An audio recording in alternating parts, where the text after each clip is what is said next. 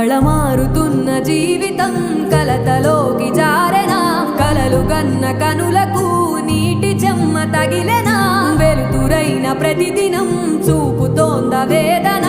అందమైన బతుకున అలజడి చలరేగెనా ఏమిటి నీ పాపం